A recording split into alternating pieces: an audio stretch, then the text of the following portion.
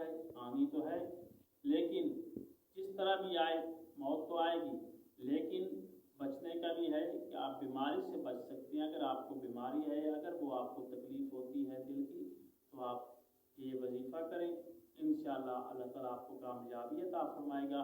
اور وظیفہ کیا ہے کہ چاہے نماز فجر ہے، چاہے نماز مغرب ہے، اس کے بعد آپ نے دایاں ہاتھ اپنے دل پر رکھنا ہے اور 70 مرتبہ آپ نے پڑھنا ہے، یا فتح ہو یا فتح ہو یا فتح ہو۔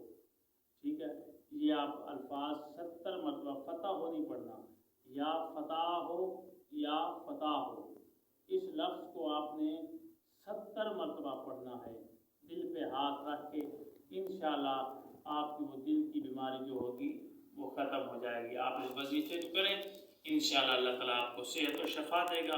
اللہ آپ کا اور ہمارا حامی ناصر ہو۔